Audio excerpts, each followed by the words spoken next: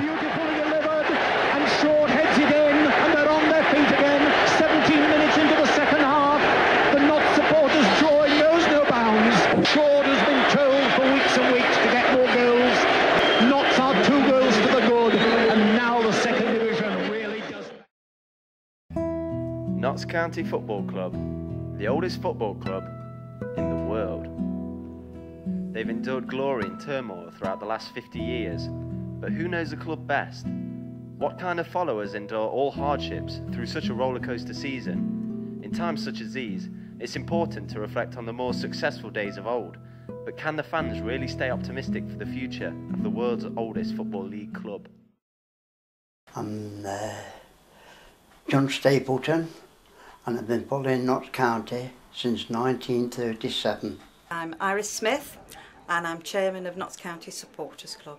My name is Peter Iremonger, and I'm the great nephew of the legendary Notts County goalkeeper Albert Iremonger. I'm Colin Slater, and I'm the Notts County correspondent for BBC Radio Nottingham. Not many clubs have such a story to tell as Notts County. In the past 50 years, the club has seen off over 35 different managers and switched divisions a record 29 times. A colourful tale in itself. But what keeps the fans coming back to Notts County? How many memories are there within such an old club?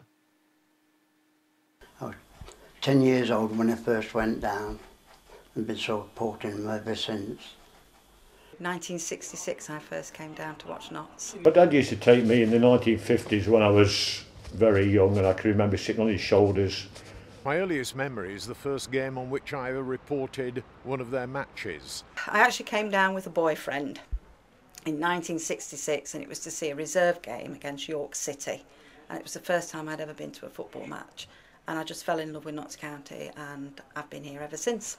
All the family were county supporters. Some still go today. My daughter, her husband, my granddaughter. It is a family club, one generation after another. I used to go down the match, 3 o'clock kick-off. I used to get down there for 1 to get in. Yeah, very good it was. Well, I first came with my grandfather when he passed away.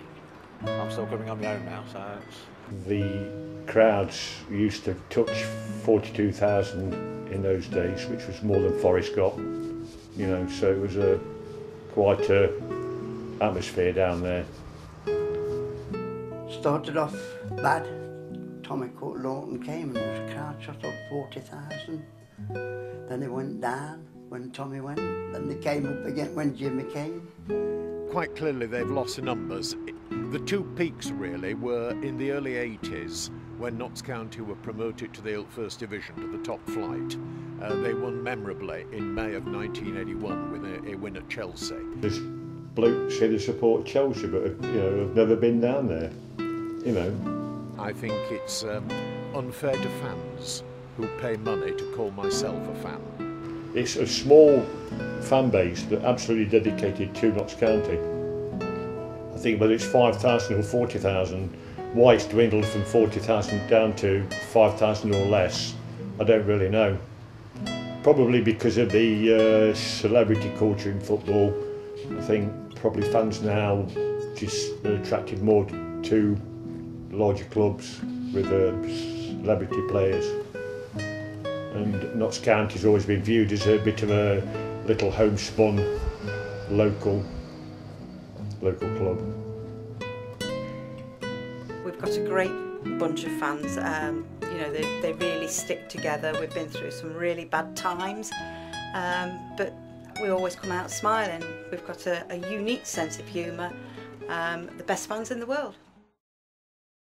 The recent takeover and departure of the Eastern European company Munto Finance has offered a new twist to the tale. Fans saw the financial giant's arrival as a positive turn for the club, with Sven-Göran Eriksson being appointed as Director of Football on the June of 2009. This dream, however, ended with Sven's departure only 6 months after his arrival. Well, I have to admit it all seemed a bit, how long is it really going to work out? Somebody of his stature going down there with the sign Sol Campbell, he didn't last long. and it all turned a bit sour, really, didn't it? Different managers made a big difference. Yeah, we're out of down. We've had good managers, we've had bad managers. Who would have expected the former manager of England, Swann, to have come to Notts County, a club operating at the 4th tier of the Football League? That in itself was staggering. It was shocked when I heard that he came, but now that he's actually departed, I think it's, on the long term, it's probably for the good. I wasn't surprised at all, really. I mean, he was great while he was there. He used to attend every training session, and you know, his rapport with the team and the supporters was good. But I think it was all doomed to end in tears, really. 8 months later, however, whilst filming this very documentary, Munto Finance left Notts County. They never followed through with their promises of financial support, leaving the disheartened fans once again with their face in the mud. But it's all very sad, really, how they seem to have gone from a very successful club with massive gates to a club that's, I think, in decline, really. I mean, they've been bought out, got into administration, and there's talk of them going into administration again. And it doesn't look very good for them, really, which is all rather sad.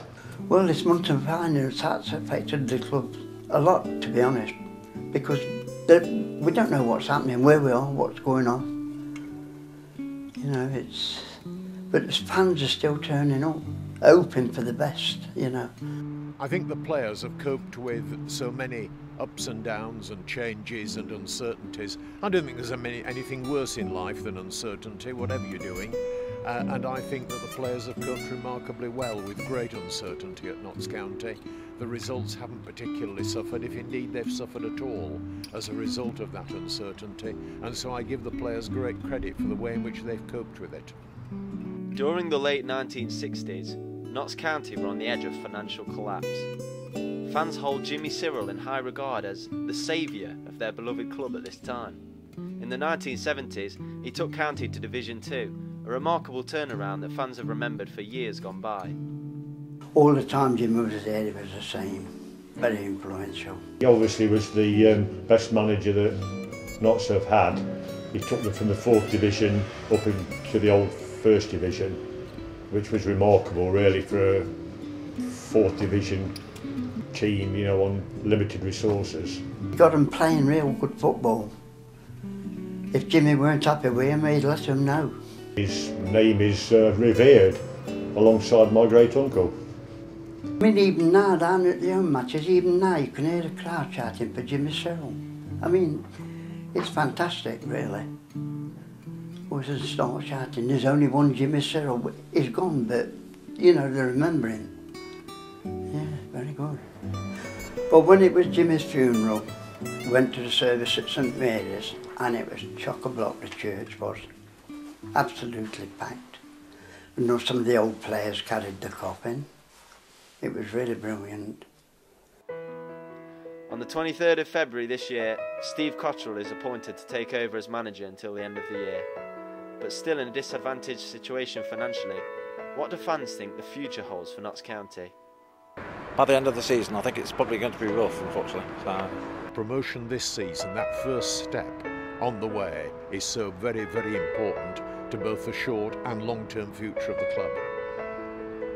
I think we'll be back to normal. Hopefully we'll get promotion this season and then just go on from there. We can do it, and I'm sure the new owners will make sure that dream comes true for us. Whichever way you look at it, Notts County FC are the oldest football club in the world. And it looks like they're here to stay.